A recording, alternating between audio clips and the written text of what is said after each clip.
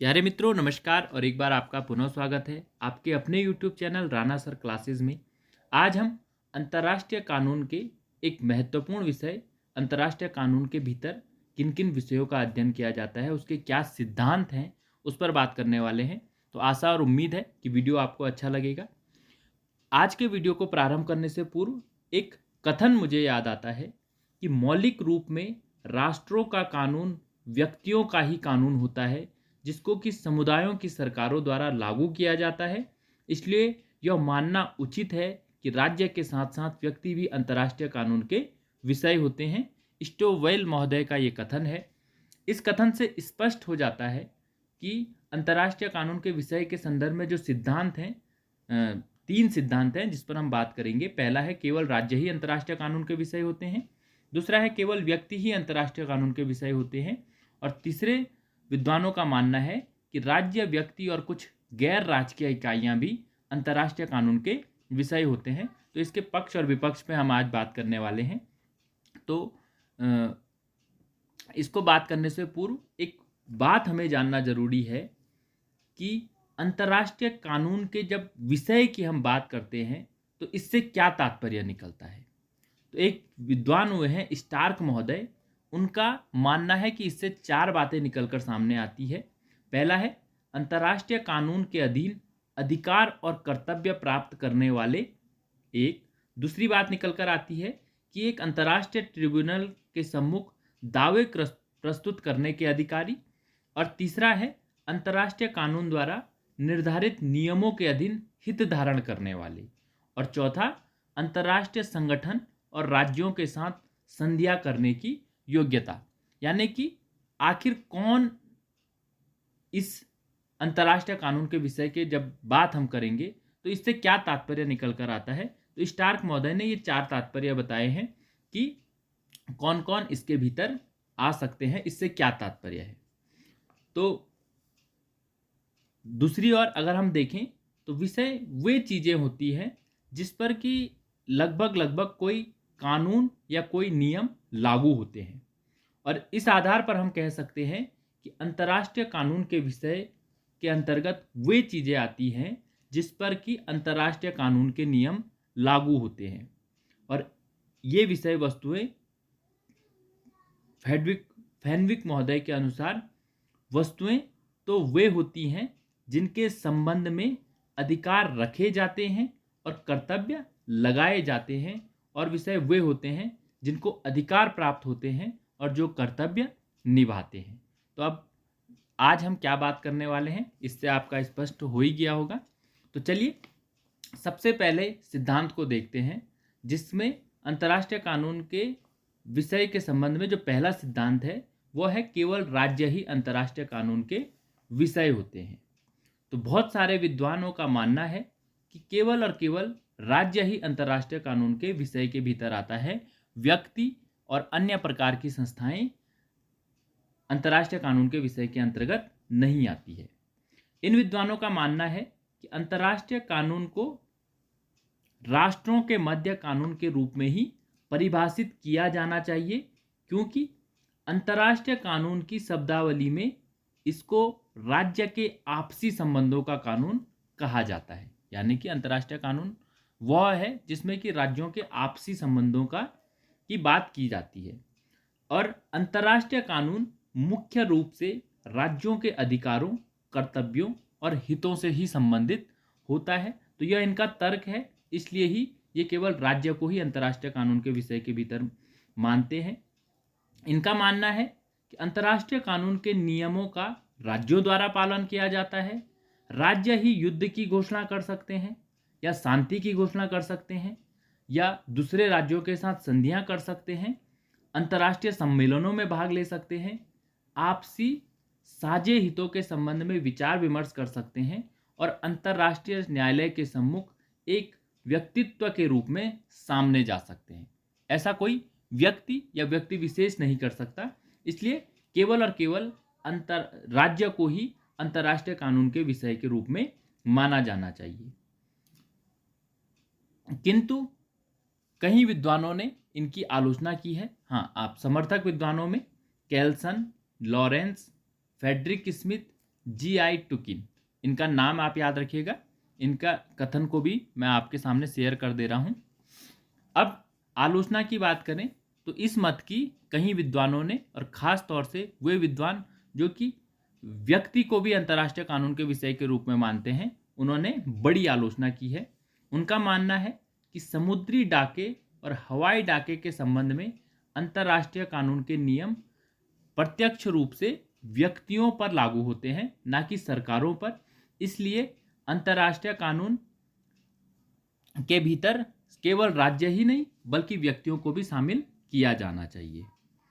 अंतर्राष्ट्रीय कानून प्रत्येक राज्य को यह शक्ति भी देता है कि वह ऐसे अपराध करने वाले दोषियों को पकड़कर दंड दे जो कि समुद्री डाके और हवाई डाके के संबंध में क्या है, जिन्होंने कोई अपराध किया हो। तो इस प्रकार अंतर्राष्ट्रीय कानून के भीतर व्यक्ति भी सम्मिलित हो जाते हैं। दूसरा तर्क आलोचकों का है कि अंतर्राष्ट्रीय कानून के अधीन दास व्यापार एक अपराध है और दास व्यापार व्यक्तियों द्वारा ही किया जाता है, और इसके लिए अंतर्राष्ट्रीय कानून के अधीन जो दंड दिया जाता है वो व्यक्ति विशेष को दिया जाता है। तो इसलिए भी व्यक्ति को, या केवल और केवल व्यक्ति को ही अंतर्राष्ट्रीय कानून के विषय के रूप में माना जाना चाहिए। तो ये पहला जो सिद्धांत है उसके मैंने तर्क और विपक्ष में बात की। दूसरा सिद्धांत है केवल व्यक्ति ही अंतर्राष्ट्रीय कानून के विषय है। तो इस संदर्भ में विद्वानों का एक बहुत बड़ा वर्ग जो है यह मानता है कि राज्य न होकर केवल व्यक्ति ही अंतर्राष्ट्रीय कानून के विषय हैं। तो इसमें जो विद्वान हैं उनका तर्क है कि राज्य बिना व्यक्तियों के अस्तित्व में नहीं आता।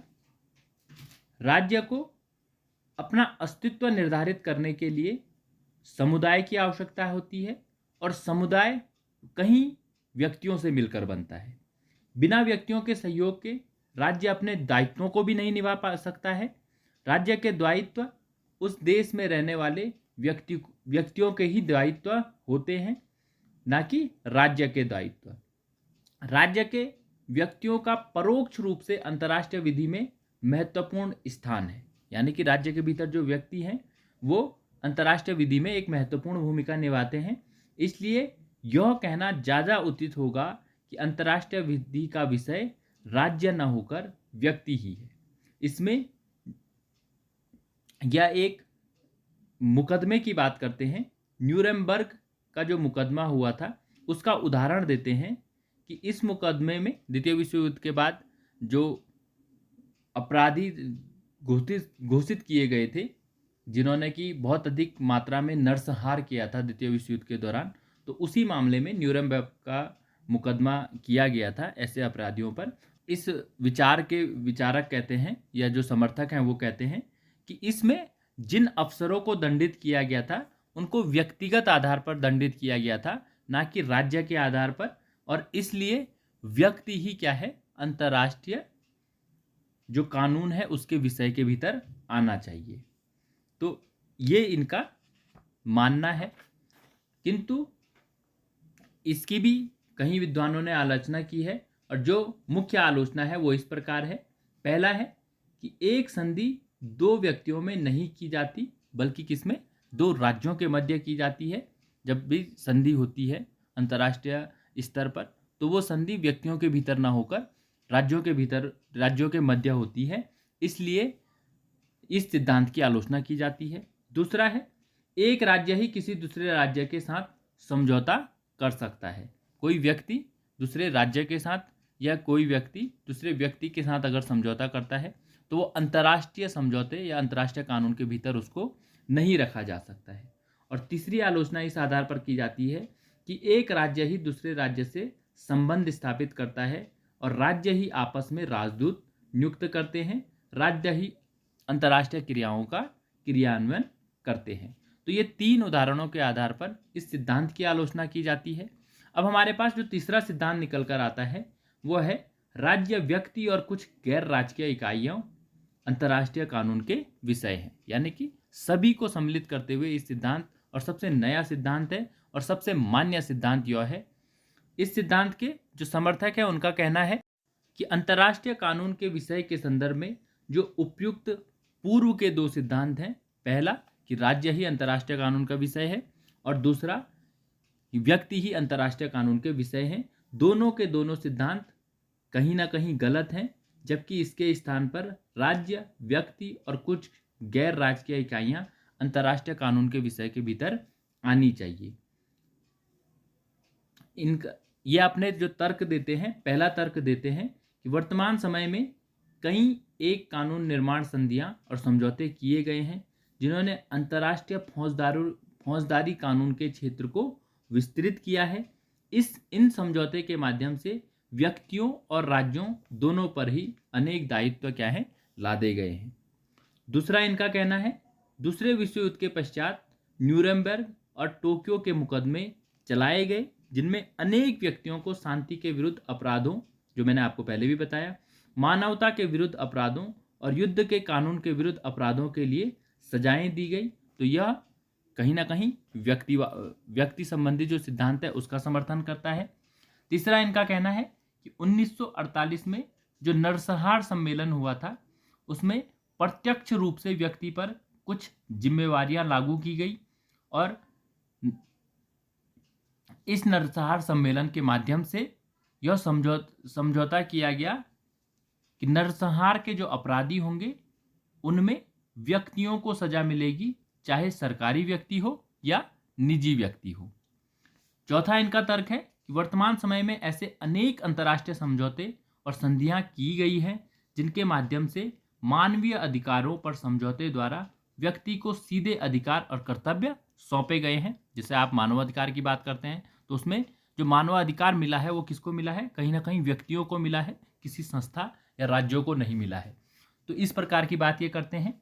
पांचवा तर्क है कि आज अंतर्राष्ट्रीय कानून के ऐसे नियम विद्यमान हैं जिनके आधार पर मानवीय अधिकारों तथा वातावरण संबंधी नियमों को तोड़ने वाले राज्यों, व्यक्तियों और अन्य संस्थाओं के विरुद्ध कार्रवाई की जा सकती है।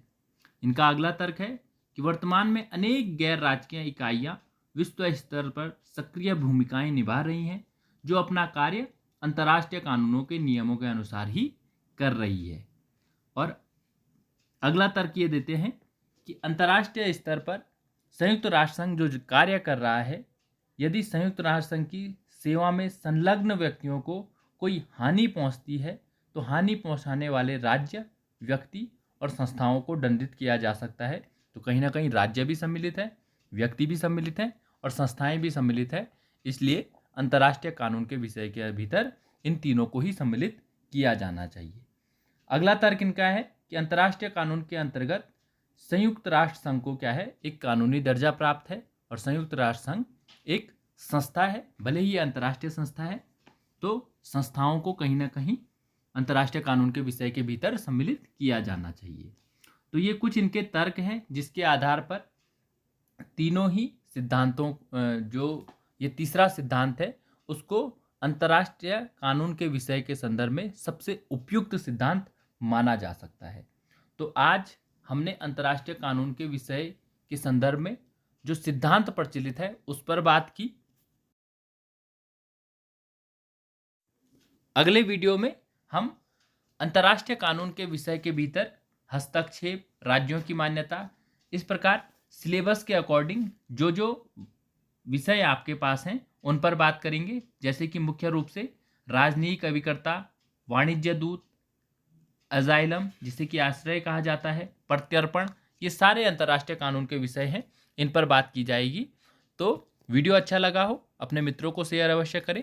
वीडियो में अंत तक बने रहने के लिए आपका धन्यवाद।